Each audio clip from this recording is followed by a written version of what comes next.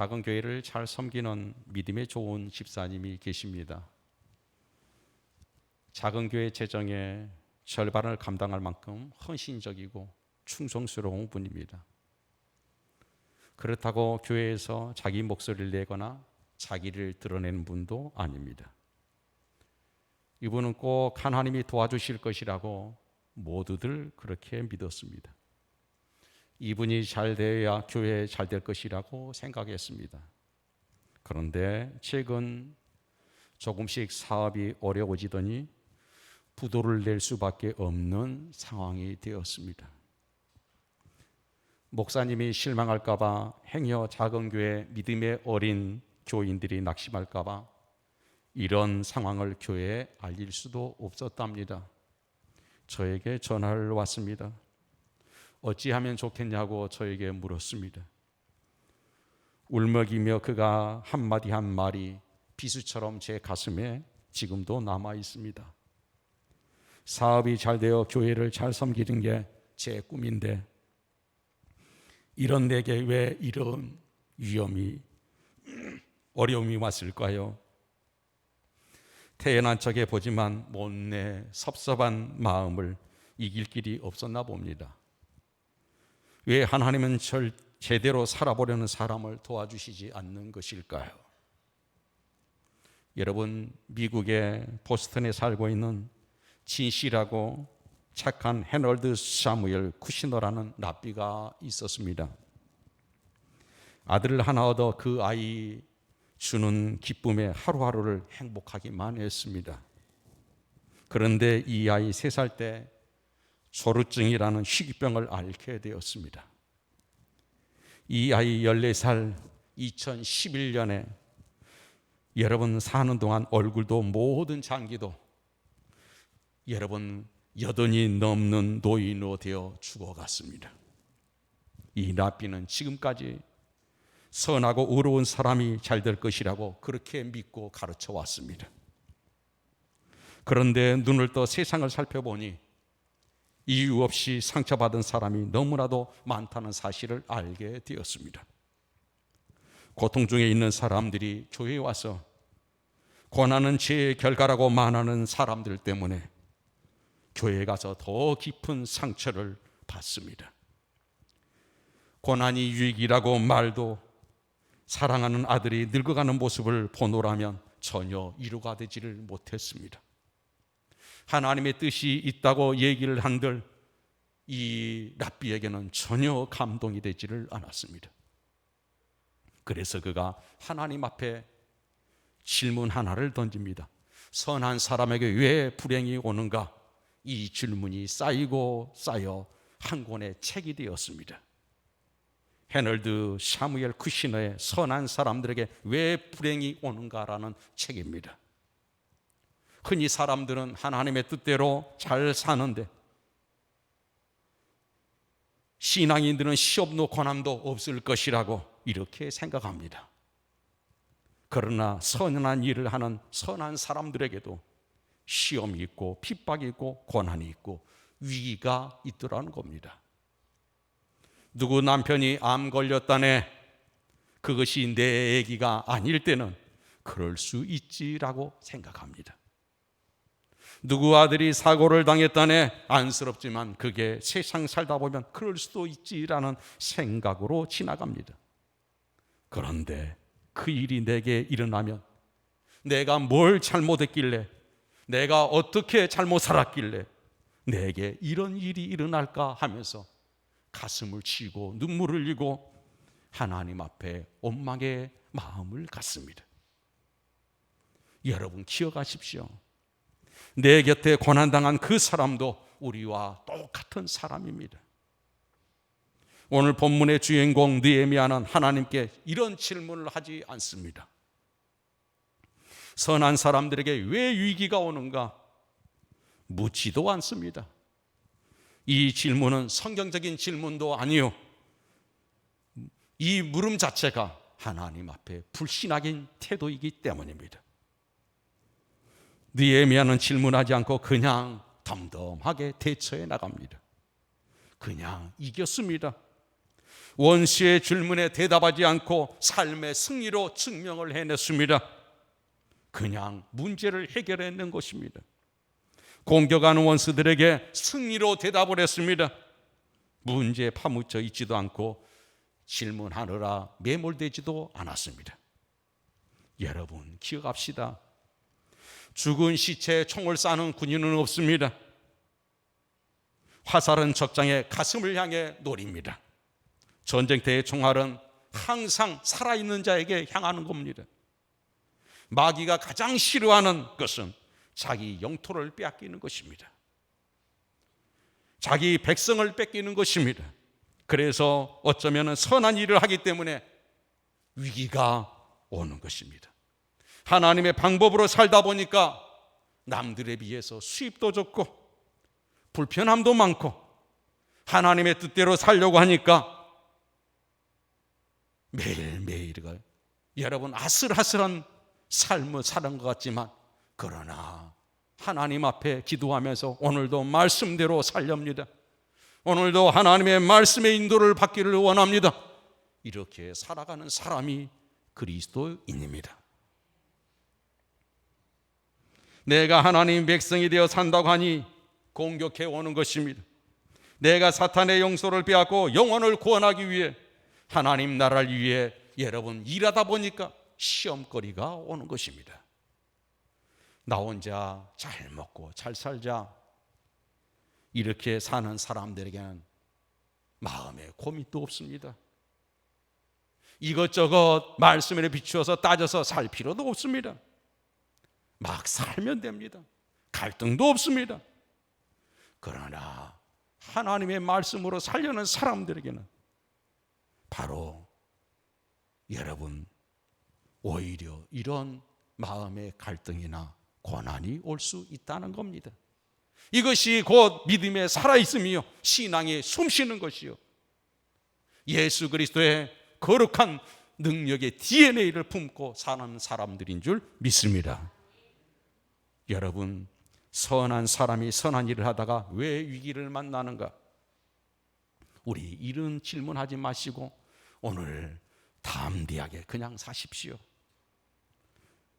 전방위적인 위기의 시대입니다. 이 시대 우리가 살아갈 때 비둘기처럼 순결하게 사는 거 얼마나 가치 있는 일인지 모릅니다. 소중한 것입니다.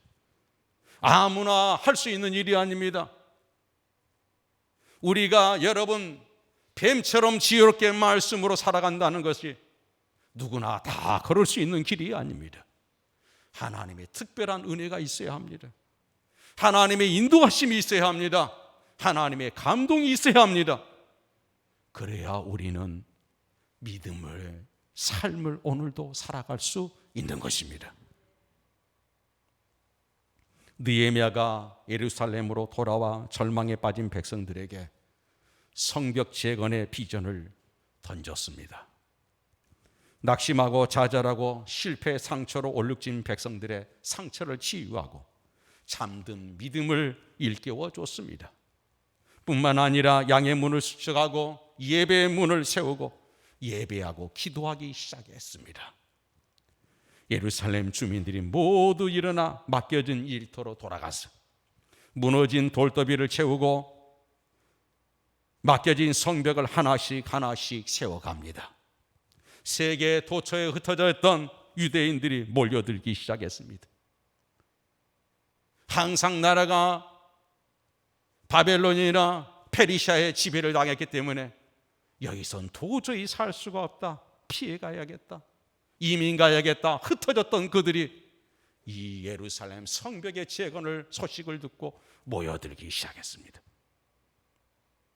대제사장, 제사장, 레위인, 기업인들, 이곳에 흩어졌던 장사하는 사람들, 청년들, 여인들, 노동자들이 함께 모여들었습니다.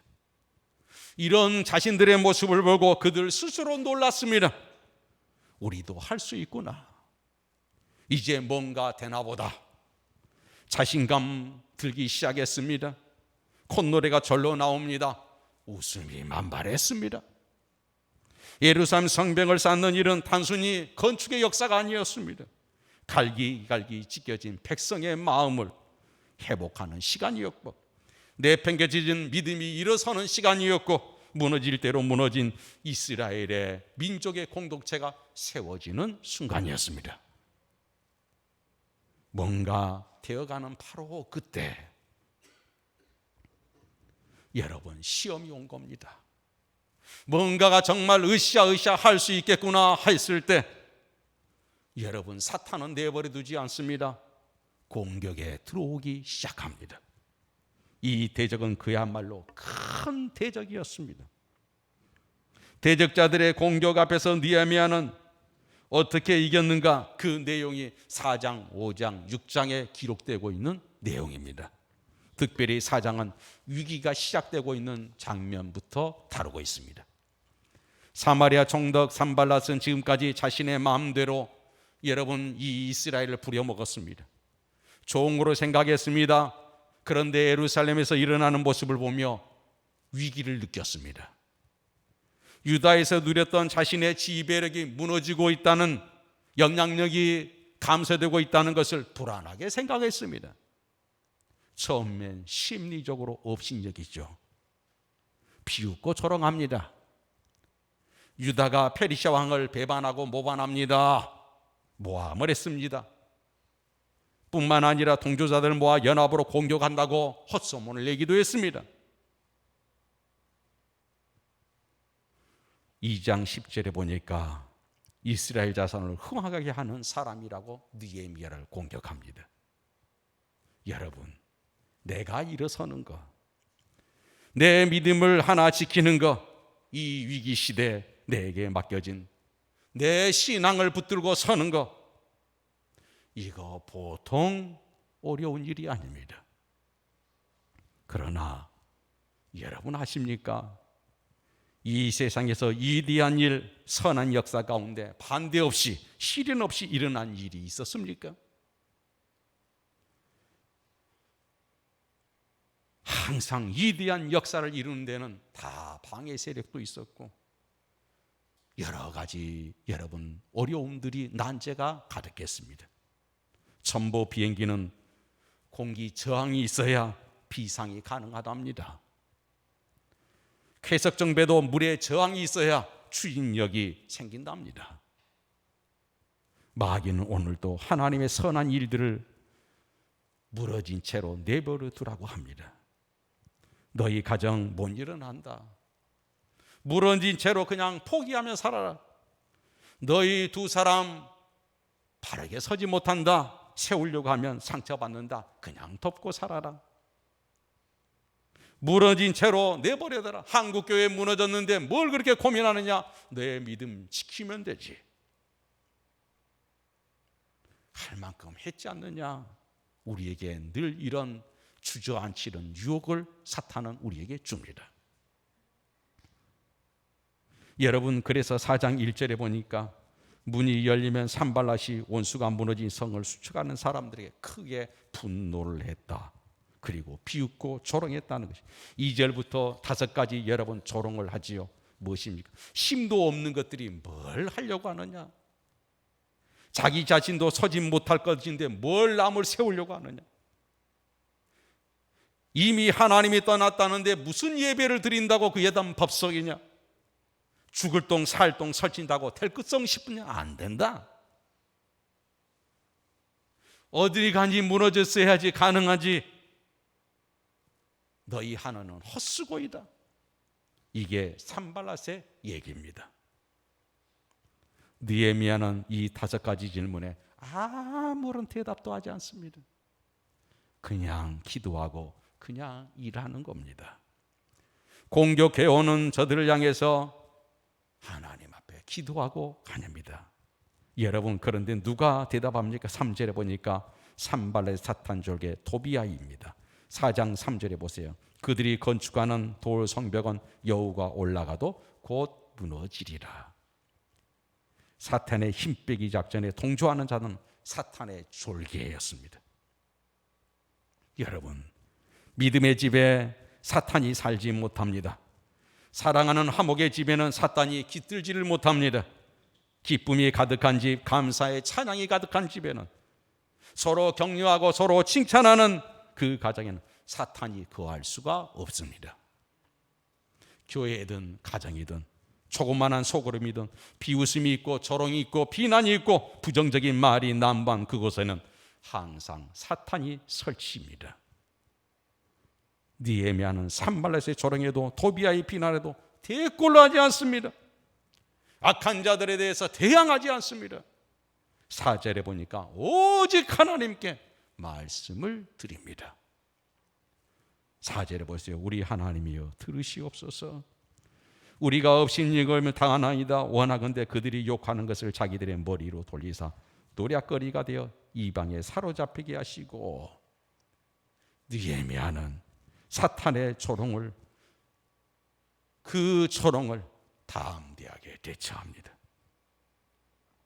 하나님의 공동체 안에서는 언제나 사탄의 말에 귀를 기울이다가 쓰러지고 넘어지는 사람들이 있습니다. 여러분 10절에 보세요. 그래서 사탄이 무서운 겁니다. 유다 사람들이 이르기를 흙무더기가 아직도 많건 늘 짐을 나르는 자의 힘이 다 빠졌으니 우리가 성을 건축하지 못하리라. 이에 동조했던 사람들, 독을 마신 사람처럼 온몸에 힘이 빠지고 아무것도 못할 지경이 되었다고 기록했습니다.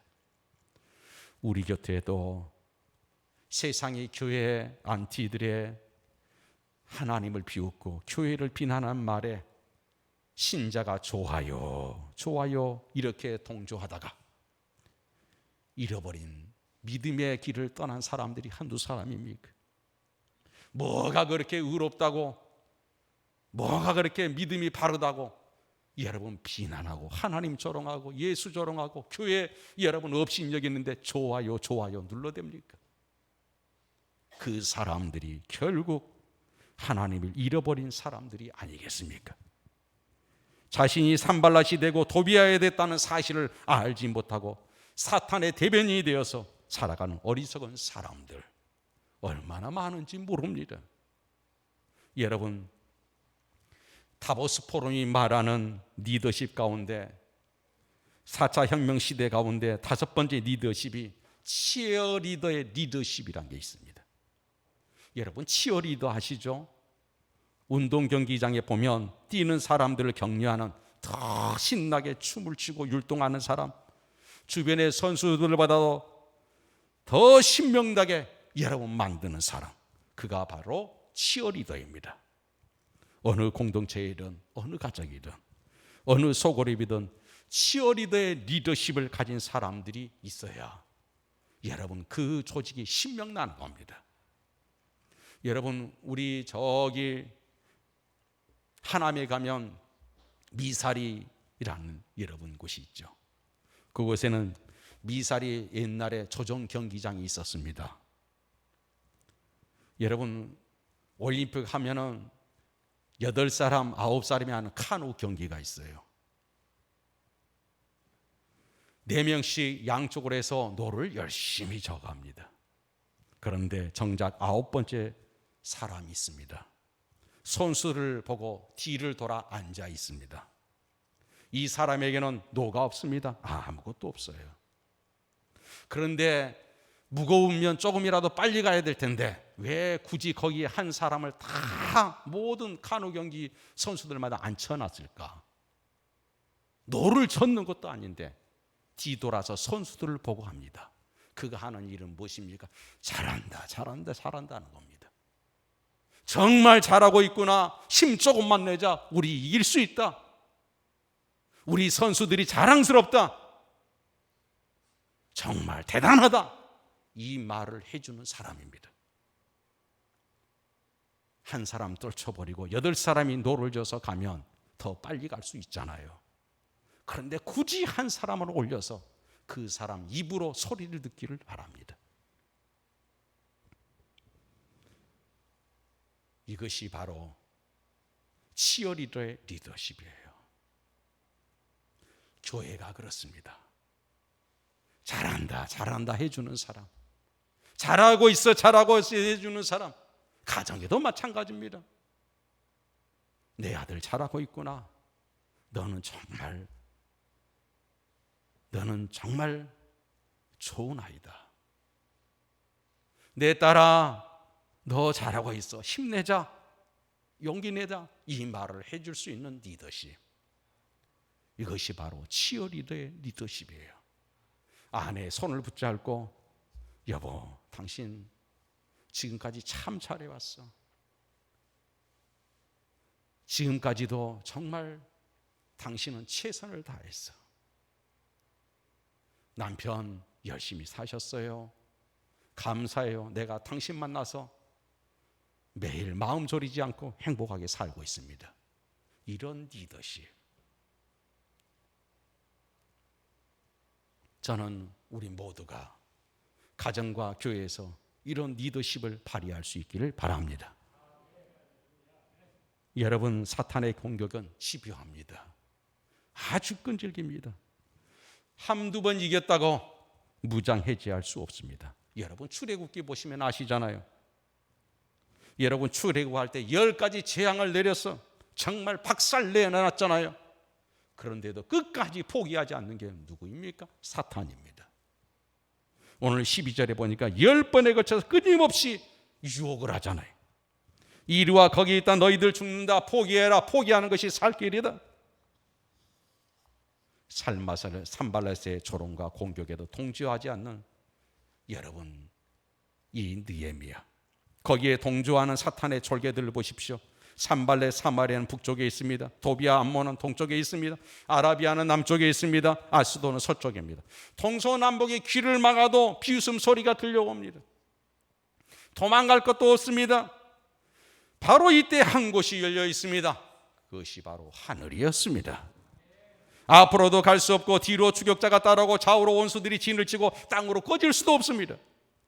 그러나 항상 열려 있는 곳이 있었어요. 바로 하늘이었습니다. 그래서 여러분, 느헤미야서 1장에 보면 계속 반복되는 하나님의 이름이 무슨 이름이에요? 뭐 야훼라든가 이게 아니고 무슨 이름? 하늘의 하나님이라고 했어요. 하늘의 하나님. 느헤미야가 이렇게 그래요. 하늘의 하나님이라고. 항상 하늘은 열려 있구나. 사랑하는 여러분, 위기의 시대, 위기의 시간엔 일만 하면 안 됩니다. 14절에 보세요. 내가 돌아본 후에 일어나서 귀족들과 민장들과 남은 백성이 말하기를 너희는 그들을 두려워하지 말고 지극히 크시고 두려우신 줄을 기억하고 너희 형제와 자녀와 내 집을 위하여 싸워라. 정말 이 시대에 필요한 리더가 누구입니까? 넘어진 사람을 일으켜 손잡고 살아가는 사람이에요. 동력자를 격려하는 사람이에요. 사람을 세우는 사람이에요. 무너진 성벽, 나 혼자 나 잘났다, 나 믿음 충만해, 내가 다 할게, 그게 아니에요. 우리 함께 하자고 하는 사람이에요. 우리 함께 하자. 여러분, 보통 저희 아버님도 이런 얘기를 저에게 하시곤 하셨어요. 새벽부터 너희를 위해서 아빠는 열심히 뛰어다니는데 이놈 너는 뭘 그렇게 불만이 많냐, 이런 얘기를 제가 몇 번 들었어요.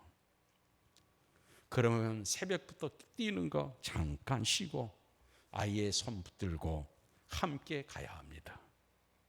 이게 진정한 리더십이에요. 사람이 먼저입니다. 사람을 세워야 성벽이 세워지는 것입니다. 싸우면서 일하는 겁니다. 손 붙잡고 일하는 겁니다. 한 손에 벽돌 들고 한 손에 사람 붙잡고 함께 하자고 하는 겁니다. 여러분, 이제 코로나가 이제 끝자락이 보인다고 합니다. 우리 오랫동안 3년 동안 비대면 예배 드리다 보니까 주저앉고 집에 편하고 안주하는 분들이 계십니다. 우리는 믿음이 있는데 그들은 믿음이 없어, 형편없어. 우리 이럴 게 아닙니다. 위로하고 격려하고 얼마나 힘들었냐. 이곳에 나와서 예배하고 싶었는데 애들 때문에 예배하지 못하는 그 심정 얼마나 아팠겠느냐. 그들의 손을 붙잡고 함께 일어서자고 하는 사람. 오늘 이 시대 우리 교회에 필요한 여러분 리더들이 아니겠습니까? 여러분의 가정에 누군가 멈칫 서 있습니까? 누군가 여러분 힘겨워서 주저앉으려고 합니까? 당신 연약해서 그래, 믿음 없어서 그래. 이것은 참된 리더십이 아닙니다. 내가 당신의 조그마한 힘이 되어줄게. 우리 손잡고 함께 일어나 보자. 이런 리더십을 발휘하는 교회, 그것이 진정한 느헤미야서를 통해서 우리에게 가르쳐주는 이 시대 참된 그리스도인의 모습입니다. 사랑하는 여러분, 지금은 여러분 안에 왜 선한 일에 위기가 오는가 끊임없이 질문이 일어납니까? 하필 내게 왜 이 어려움이, 나는 기도도 신실하게 해보려고 예를 썼는데, 충성하고 싶었는데, 하나님 앞에 쓰임받고 싶은데 내게 왜 이런 일이, 이런 끊임없이 불만스러운 질문이 여러분 용솟음칩니까? 왜 선한 일에 조롱받고 공격받고 실패가 있는가 자꾸 묻게 됩니까? 느헤미야는 질문이 없었어요. 질문은 산발라 사탄이 했습니다. 그 질문에 느헤미야는 대답하지 않았습니다. 그리고 백성들에게 말합니다. 문제를 두려워하면 문제 해결하는 하나님이 보이지 않는다. 할렐루야. 문제를 두려워하면 문제를 해결하시는 하나님이 보이지 않는다. 원수를 두려워하면 진짜 두려워하는 자가 보이지 않는다. 크고 크신 그분이 보이지 않는다. 어느 책에 제가 봤는데 책 제목은 모르겠어요. 이런 얘기가 있습니다. 무엇을 보는가가 승패를 좌우한다라는 글이 있습니다. 토끼와 거북이의 경주를 보라. 토끼는 거북이를 보았고 거북이는 산 위의 목표를 보았다. 원균은 이순신을 보았고 이순신은 조국을 보았다. 가인은 아벨을 보았고 아벨은 하나님을 보았다. 사울은 다윗을 보았고 다윗은 만군의 하나님을 보았다. 산발랏은 느헤미야를 보았고 느헤미야는 크고 두려우신 하나님을 보았다. 그렇습니다. 내 눈에 문제가 먼저 보이면, 비웃음 소리가 내 귀에 먼저 들리면, 악한 자들이 보이면 나는 이미 지고 있는 겁니다. 그들이 보이지 않으면, 내 속에 질문이 사라지면, 의심이 사라지면 그 사람은 이미 승리하고 있는 것입니다. 하나님이 함께하고 계신다. 이 문제 해결에 활기찬 걸음을 뗄 수가 있는 것이죠. 여러분, 1973년, 그러니까 빌리그리암 목사님이 한국에 맨 처음에 와서 부흥회를 할 때입니다. 그때가 여의도 순복음교회가 성전 건축 중이었는데 이 바닥만 이렇게 타설해 놓은 그런 상태였어요. 저는 그 현장에 없었습니다만 그때 많은 목사님들과 신학생들이 그곳에 가서 강의를 들었다고 해요. 근데 어떤 목사님이 물었습니다. 목회 위기를 만나면 어떻게 이기셨습니까? 라고 물어봤어요. 목회 위기가 왔을 때 어떻게 이기셨습니까?